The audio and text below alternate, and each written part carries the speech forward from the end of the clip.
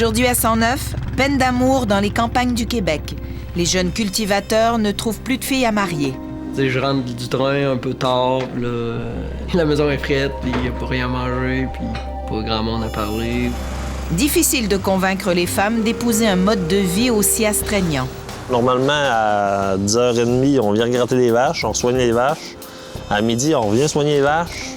Puis le soir, à 5h, c'est les vaches. Après les vaches, c'est la solitude. J'avais une copine qui pouvait prendre le temps de s'asseoir puis partager mes problèmes puis amener des idées. Phénomène nouveau, le célibat des agriculteurs inquiète maintenant les experts. D'avoir un conjoint ou une conjointe, c'est un facteur de persistance en agriculture. Malgré leurs meilleurs efforts, les cultivateurs sont étiquetés. C'est rare que je vais dire qu'un bonjour me présente de la ville, je suis agriculteur, et c'est assez rare. Isolés et stigmatisés, les hommes se découragent et le terroir se vide. Le rang au complet, là, il y avait 400 producteurs, il en reste plus d'un que juste un. Au moment de la Confédération, 80 des Québécois vivaient sur une ferme. Au moment de la Seconde Guerre mondiale, ce nombre avait diminué de moitié. Et au moment où on se parle, seulement 20 des Québécois vivent en milieu agricole. L'industrialisation et l'urbanisation ont décimé l'agriculture au cours des années, au point où les cultivateurs sont une espèce en voie de disparition. Et voilà qu'une nouvelle tuile leur tombe sur la tête. Les fils d'agriculteurs ne trouvent plus de filles à marier. Disons que l'image de la belle fermière n'attire plus tellement les femmes qui choisissent plutôt d'aller faire carrière en ville. Aujourd'hui, à 109, je vous invite à regarder Comme un seul homme, un documentaire émouvant et déchirant sur des hommes d'honneur qui rêvent de bonheur.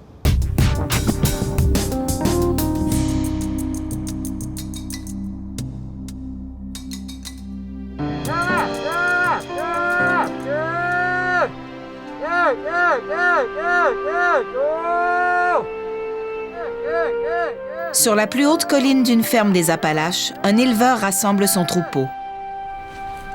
Un rituel quotidien pour Stéphane Terrien, un jeune homme de 30 ans qui a repris en main la ferme familiale. C'est un rituel qu'il pratique au singulier, car à part son cheptel, il est le seul être vivant sur cette ferme laitière de 120 hectares. Passionné d'agriculture, il est fier de suivre la tradition familiale. Mais malgré ses meilleurs efforts, il demeure seul dans sa vie. C'est beau l'entreprise, c'est beau la passion, c'est beau le travail. Puis c'est le fun, hein? Oh, tellement des beaux moments qu'on peut vivre, partager avec... avec qui?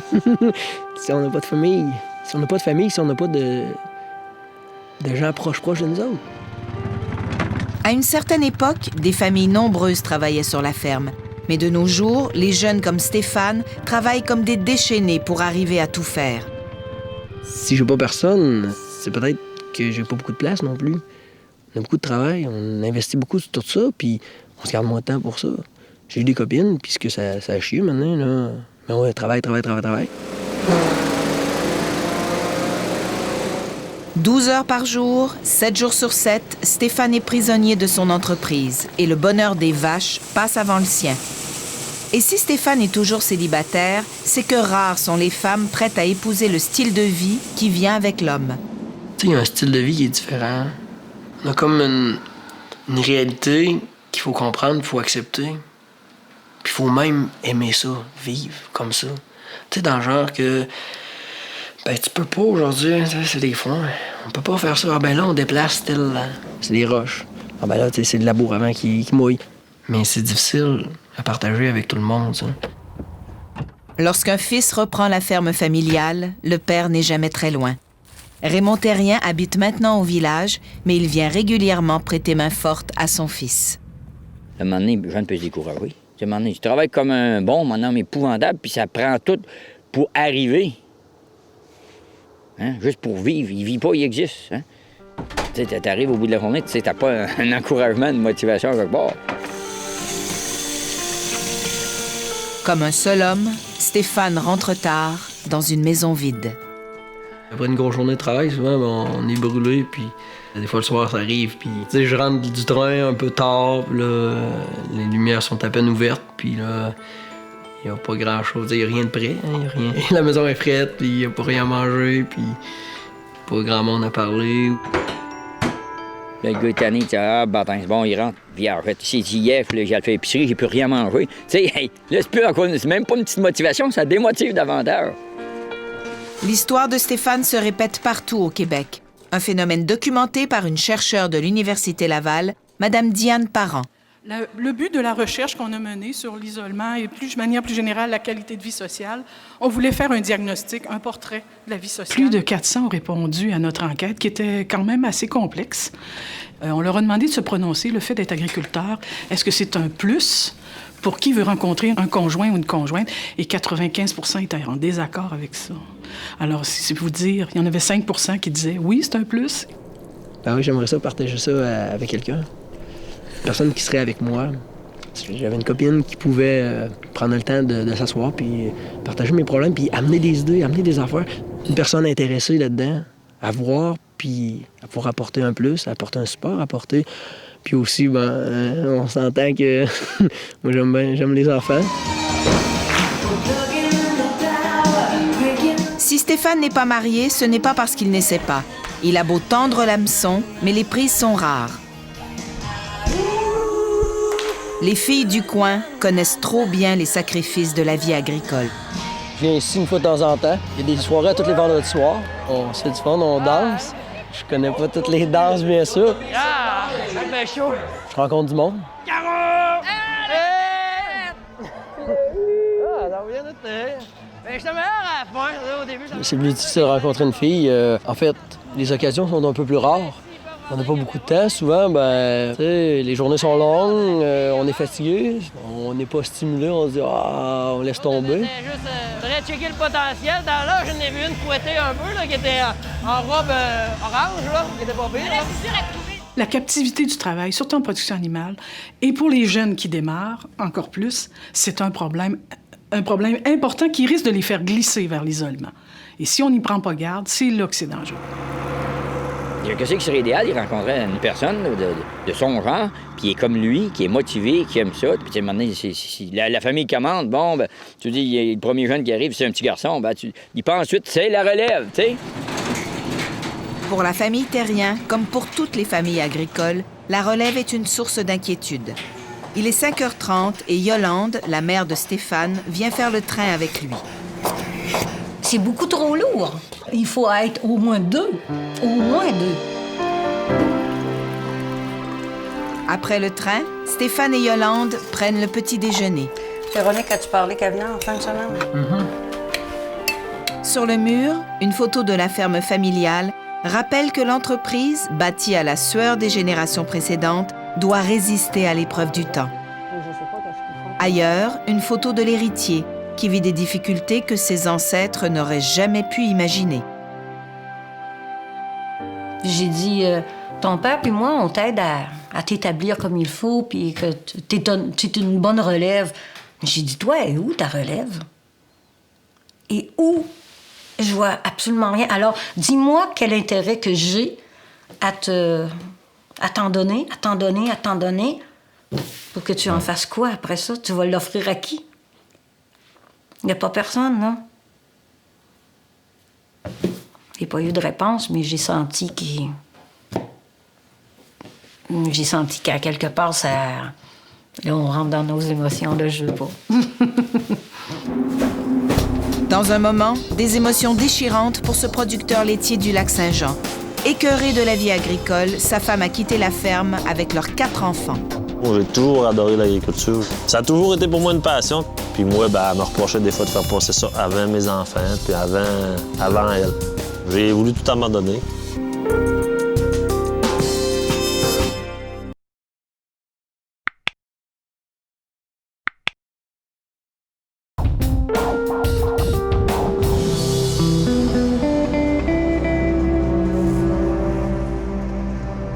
Il fait nuit et David Ossé est dans une course contre la montre pour labourer ses champs. C'est la fin d'une journée de 15 heures, mais il ne compte pas son temps. J'ai toujours adoré l'agriculture. J'ai toujours adoré laisser tracteur, me promener avec mon père, suivre mon père. Ça a toujours été pour moi une passion quand j'étais tout petit avec les petits tracteurs. Puis vraiment, j'ai tout le temps reproduit ce que mon père faisait en miniature. Mais David, seul sur son tracteur, est aussi seul sur sa terre et seul dans la vie. Après 10 ans de mariage, sa femme a quitté la ferme avec leurs 4 enfants. J'ai voulu tout abandonner. J'ai voulu m'en aller. Ça fait 2-3 fois que j'en parlais avec mon père. J'ai dit, gars, moi, j'ai plus d'attache ici. Tu sais, j'ai plus mes enfants, ils habitent plus avec moi. Fait que, tu sais, c'est pas évident. L'agriculture a toujours été synonyme de dur labeur. Mais de nos jours, avec les familles plus petites et les campagnes qui se vident, l'entreprise agricole repose souvent sur les épaules d'un seul homme. Tu peux pas faire grand-chose quand tu travailles, là. Regarde, le matin, on vient aux vaches. Normalement, à 10h30, on vient gratter les vaches, on soigne les vaches. À midi, on vient soigner les vaches. Puis le soir, ça recommence à 3h30, on refait un tour dans la table. Puis le soir, à 5h, c'est les vaches. Fait qu'on avait jamais de compromis. Moi, je soupais tout le temps tout seul le soir. Puis elle a soupé à 5h avec les enfants. À un moment donné, on se chicanait même plus sur les heures, mais on faisait chacun nos affaires, chacun de notre côté. Puis moi, ben, elle me reprochait des fois de faire passer ça avant mes enfants, puis avant elle. Ça, elle me l'a dit plusieurs fois. Bien là, depuis quelques années, on a commencé à penser à la santé psychologique des agriculteurs et à l'élément social. C'est le moment d'en prendre conscience et d'essayer de tirer une leçon de ce qui va mal, mais aussi de réagir puis de mettre en place ce qui peut aider les agriculteurs à faire une belle vie dans leur milieu, finalement. Heureusement, David peut compter sur son père, Henri Ossé, qui travaille tous les jours sur la ferme. Il donne à son fils un support moral, car lui aussi a eu son lot de difficultés lorsqu'il était plus jeune. Parce que moi, la première année, j'étais comme... Tu sais, dans le couple, c'était... Tu sais, moi, je bûchais comme un fou. Faut que tu travailles, t'as pas le choix. Tu sais, le couple, tu le négliges un peu, ça t'en rend compte. Puis il t'arrive des choses, des fois, tu sais. Même dans notre couple, on a eu des choses, mais tout s'est replacé. Papa, toutes les bottes ne fassent pas. Toutes les bottes ne fassent pas. Alors, tu mets tes grosses bottes là, puis tu gèleras pas que ça. Non. Avant le lever du jour, c'est le branle-bas pour aller faire le train. 2 fois par mois, David a la garde de ses enfants. Il les encourage à travailler avec lui sur la ferme dans l'espoir qu'ils y prendront goût. Il est arrivé le minou. Regarde, viens plater. Oh! Quand les enfants viennent, ça me motive parce que j'ai de la vie dans la maison déjà là. Ben, ça me donne de l'essence, comme on pourrait dire. Parce que même encore là, quand je suis seul, des fois, je dors encore mal. Je repense encore aux enfants. Mais quand ils sont là, le soir, on se couche, on dort, puis je dors comme une bûche. Comme ça, vas-y. Donne la moulette. Ouais, comme ça, c'est ça. Bravo. L'entreprise, mon père l'a bâti un peu pour ses enfants, pour la relève. Puis moi, j'ai toujours pensé la même chose. Mes enfants vont peut-être un jour prendre la relève aussi. Fait que quand ils viennent, moi, ça me motive toujours aussi plus. Là. Faut que j'apporte ça au petit bas? Tu sais, moi, je voyais mes enfants vivre avec leur père et leur mère sur la ferme, puis leur montrer la ferme, puis leur montrer le bien, puis pas nécessairement, je suis pas toujours bien non plus dans l'entreprise agricole. Il n'y a pas juste du bon, il y a du mauvais aussi des fois.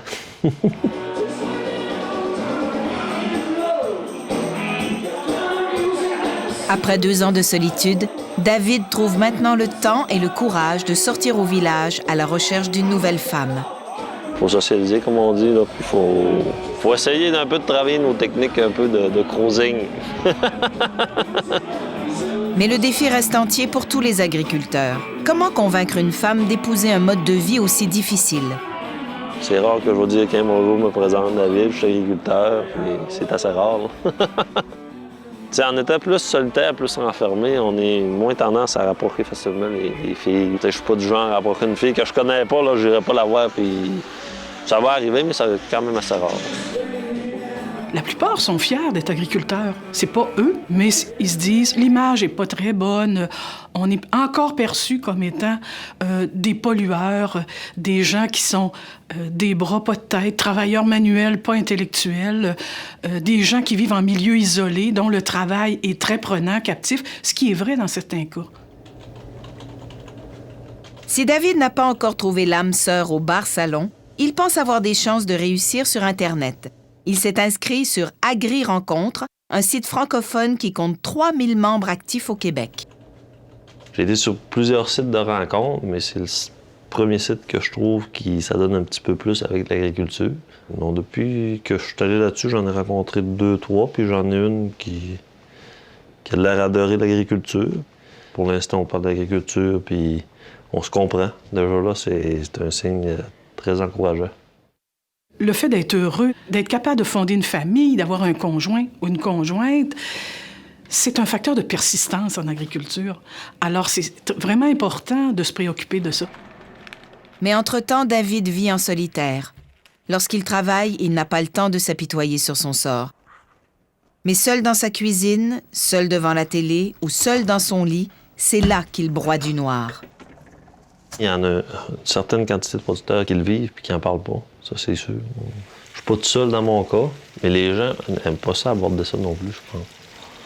La solitude. T'sais, si on se renferme tout le temps sur nous autres mêmes, bien souvent, des fois, c'est ça qui crée, je vais le dire le mot, des suicides puis des choses comme ça. Là. Ça, je suis pas... je suis pas le premier à le dire, là, la solitude. Des fois, ça peut mener même à ça, je pense. Là.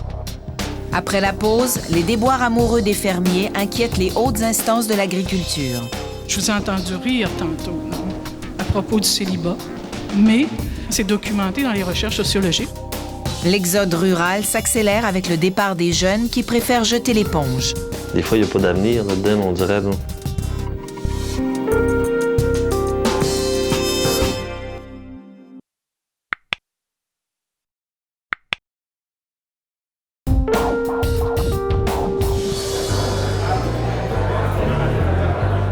Le célibat des agriculteurs et leur isolement social sont de telles préoccupations qu'on les a mis à l'agenda d'une conférence sur la gestion des entreprises agricoles réunissant plus de 500 personnes dans un hôtel de Saint-Hyacinthe. La population des milieux ruraux diminue, particulièrement les jeunes en région. Il y a un phénomène... La conférencière invitée pour lancer les travaux, Diane Parent, chercheur à l'Université Laval et auteur d'une importante étude sur le phénomène de l'isolement agricole. Je vous ai entendu rire tantôt, là, à propos du célibat, mais c'est documenté dans les recherches sociologiques. C'est un facteur très important de persistance en agriculture. Alors, voici quelques témoignages de jeunes agriculteurs qui nous ont fait part de leur relation à l'isolement. Pour personnaliser les discussions, 4 agriculteurs viennent témoigner de leurs difficultés. Parmi eux, Stéphane Terrien de la région Chaudière-Appalaches. J'ai tombé dans l'isolement, puis assez profond pour, en fin de compte, me questionner puis me remettre en question toujours à savoir, c'est quoi qui s'est passé? Ça se peut pas. Si tu as des vaches, ton représentant meunerie va te dire tes vaches vont-tu bien? Si tu as un représentant au niveau de tes champs, ils vont demander tes champs vas-tu bien? Mais il n'y a personne qui vient cogner à ta porte pour te dire puis toi, mon homme, comment ça va? Le fléau qui frappe les jeunes agriculteurs, mélange de solitude, d'exclusion et de désespoir, menace l'agriculture au Québec. Terres négligées, fermes abandonnées, villages désertés. Les voisins étaient proches. On faisait des foins avec le voisin. Je sais pas, il y avait plus de rencontres, plus de rapprochements sur le perron de l'église. Et le producteur qui avait sa terre, un producteur d'un bord, puis un producteur de l'autre bord. Tu es en train de, soit tu vas aller faire de la clôture. Bon, lui tout fait de la clôture, tu le vois, tu jases, tu vas aller bûcher, mon homme, puis il y a l'entencier l'autre bord, tu traverses, tu vas aller jaser un peu, parler. Dans le Rincien, on était 7 à 8 producteurs, puis on est rendu 2-3. Fait que c'est majeur, là. Le rang au complet, là, il y avait 4-5 producteurs, il en reste plus d'un que juste un. Ça, c'est comme une forme de découragement un peu des fois, là. Il reste vite, c'est sûr. Puis il y a moins de gens, il y a moins de main-d'œuvre, puis ça devient plus difficile. On va prendre un Jack 7-Up, un double Jack. Stéphane Terrien ne se laisse pas abattre pour autant. Il s'implique dans le mouvement de la relève agricole, un groupe de jeunes agriculteurs qui se réunissent pour discuter et pour s'entraider. Je fais partie de la relève agricole, puis ça, c'est comme ma deuxième famille, là. Puis même super proche, parce qu'en fait, on est des producteurs, des jeunes, bien impliqués dans nos entreprises, puis bon, ça nous donne des moments d'échange. On parle plus facilement d'isolement qu'on en parlait avant. C'est moins tabou. On parle plus facilement de ce qu'on vit aujourd'hui, mais il faut quand même passer le message. Je pense que c'est d'aller les chercher, nos jeunes. Ici, on est tout du monde qui s'implique. On les connaît, les jeunes, dans nos municipalités qui sont ces fermes qui travaillent. C'est d'aller les chercher. Il faut que ça revienne, cette mentalité-là. On arrête de regarder ce qui se fait chez nous, on essaye de gérer ça globalement, puis de s'aider, de s'entraider, puis c'est de même qu'on va être plus fort. Mais ça, c'est les contacts, c'est tout le monde qui est ici, qui ont brisé cet isolement-là. En allant s'associer, en sortant, en ayant des activités, on devient contagieux. C'est ce qu'on souhaite finalement, devenir contagieux et créer des activités qui répondent non seulement aux besoins des producteurs comme producteurs, mais aussi qui leur offrent un cercle social. Moi, à mon sens, la première chose à faire, là, c'est d'encourager le plus possible la formation, puis une formation continue. Là. L'école n'est pas qu'un lieu de formation académique, c'est aussi le premier endroit où on apprend à vivre en société. On a eu des conférences aujourd'hui qui nous ont parlé quand même de gestion. Tout est une question de gestion aussi, puis de priorité dans tout ça. Moi, je pense qu'avec un horaire normal, juste un peu plus normal, c'est juste avec les techniques de travail, puis la façon que les entreprises sont construites, puis comment ils travaillent, dans le fond, c'est ça qui va faire la différence. En améliorant ces trucs-là, je pense qu'il y a un super bon avenir en agriculture, puis même que ça va devenir un méchant beau métier, justement.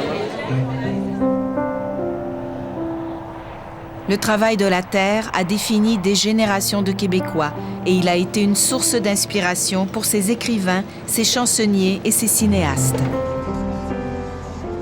Aujourd'hui, à l'ère de Google et de Twitter, le métier de cultivateur semble appartenir à une autre époque et son avenir incertain. Des fois, il n'y a pas d'avenir là-dedans, on dirait. Là. On dirait, oh, c'est pas grave, un autre qui tombe. Puis il en tombe beaucoup des producteurs encore. Si son père et sa mère seront plus là, Stéphane ne gardera pas ça longtemps. Je dis qu'est-ce que moi je sens.